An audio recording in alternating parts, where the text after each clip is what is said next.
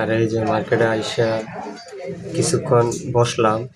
আর আমার শাটারটা খুললা ওপেন করছি, এর মধ্যে বেশি ফোড়া পড়তেছে। আর এই যে দিন ডাকতেছে, দিনের জিলাইতেছে।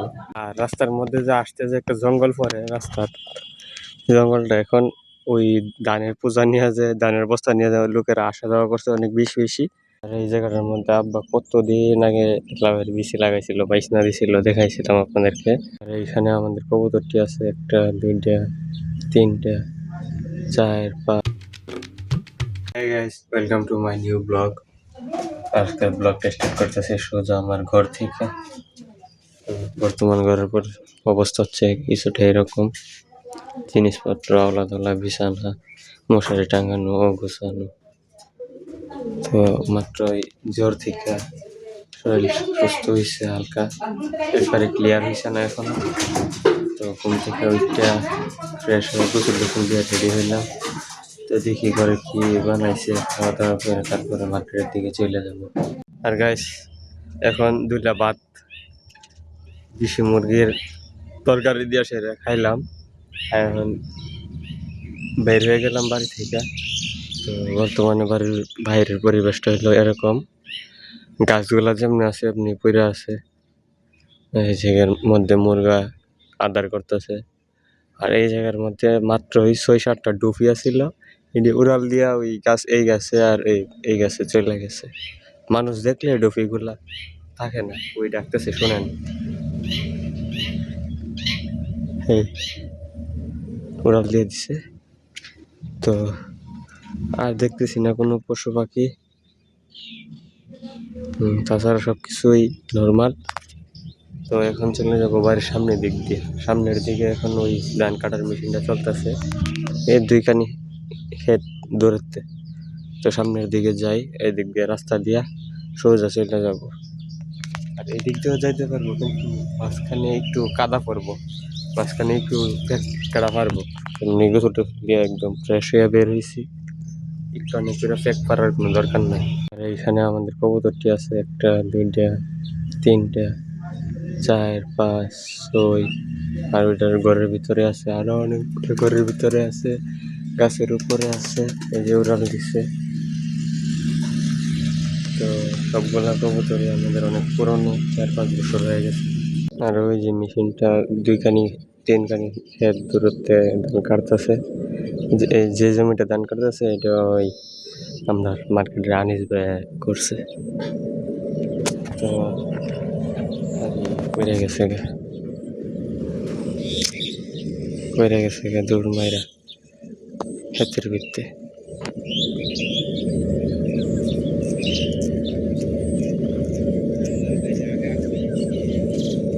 আর এই জায়গাটার মধ্যে আব্বা কতদিন আগে লাভের বিচি লাগাইছিল, বাইসনা দিছিল, দেখাইছিলাম আপনাদেরকে।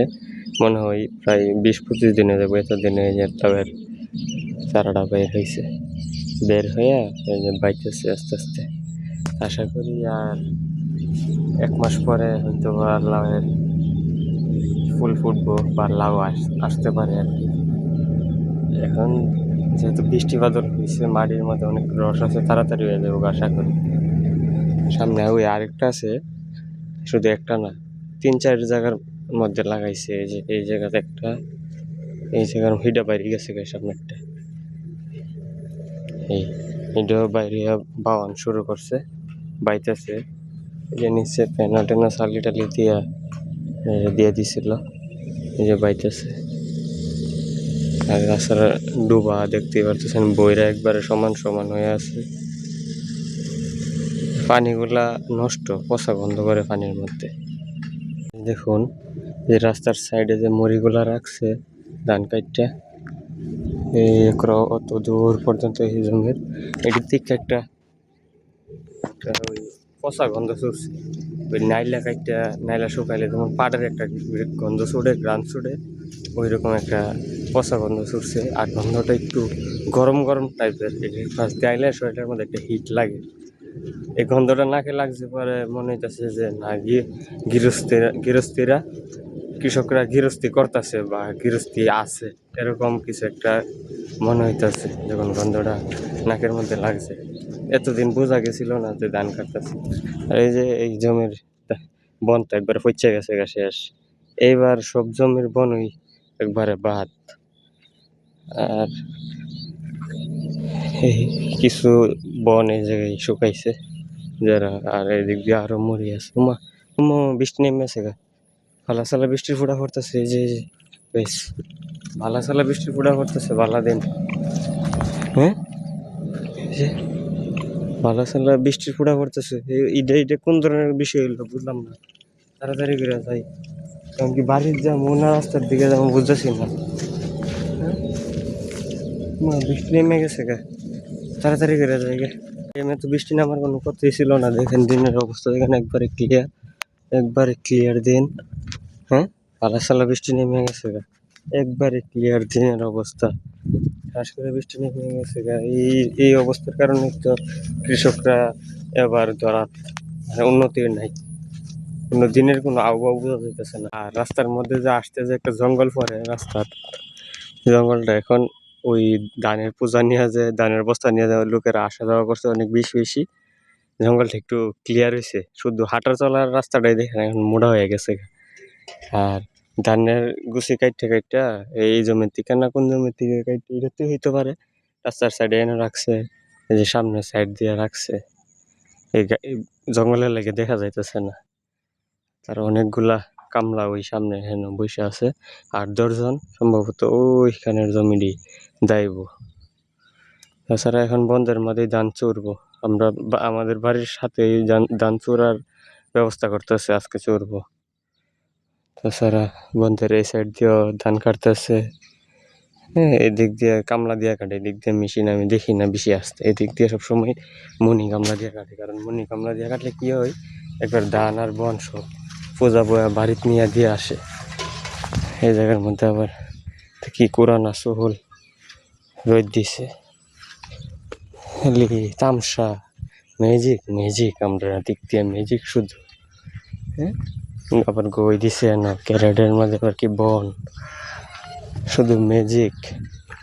আর আজকে 3-4 দিন 5 দিন 1 সপ্তাহ ধরে পানি নামতেছে, বন্ধের পানি এই জমি দিয়া, এই হেডটার উপর দিয়া নামে ওই।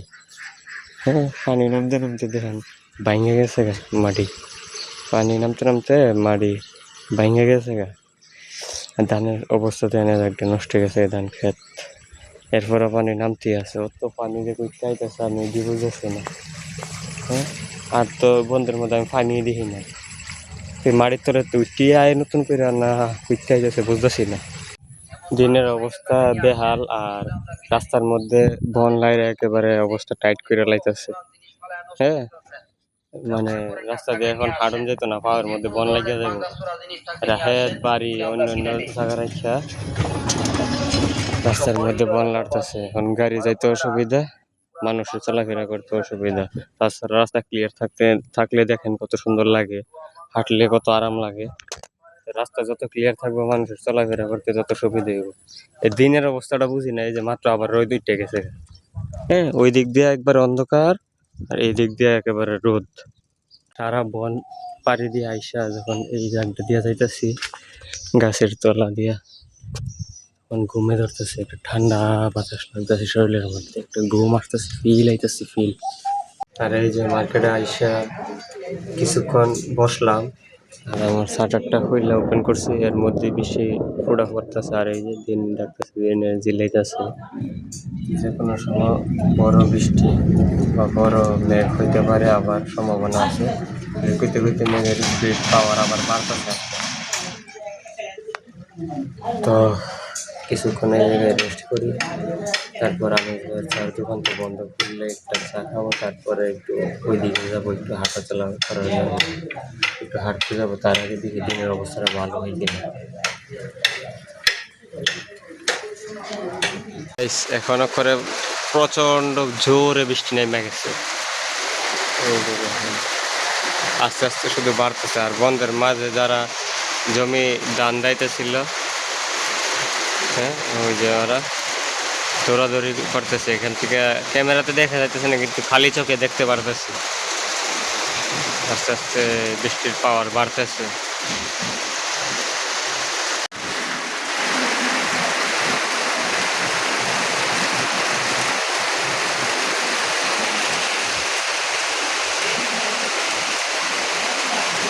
হালকা বৃষ্টি হওয়ার পরে এই হচ্ছে রাস্তার অবস্থা কত সুন্দর লাগতেছে, একদম পরিষ্কার। আর আর বন্ধের অবস্থা একদম পরিষ্কার লাগতেছে। দেখুন ধান কাটার পরে কেমন সোনালি থেকে কাদা কাদা হয়ে গেছে। তো এখন যাইতেছি মার্কেটে, মুখটা রেডি কালকে একটু সেট আপ করুন বাড়ি দিব। কালকে এয়ারপোর্ট যাইতে আমার সম্বন্ধে আসতেছে দুবাই থেকে, তো এটি একটু সেট আপ দিয়ে আসি। দেখেন দিন কিভাবে দৌড়ে আইছে, একেবারে অন্ধকার গনিয়ে আইছে, চতুর্দিকের পরিবেশ একেবারে অন্ধকার গনিয়ে আইছে। তো তাড়াতাড়ি করে বাড়ির দিকে রওনা হয়ে গেছি, যাতে রাস্তার মধ্যে আর সমস্যা না হয়। আমটুকু আনছ? হ্যাঁ।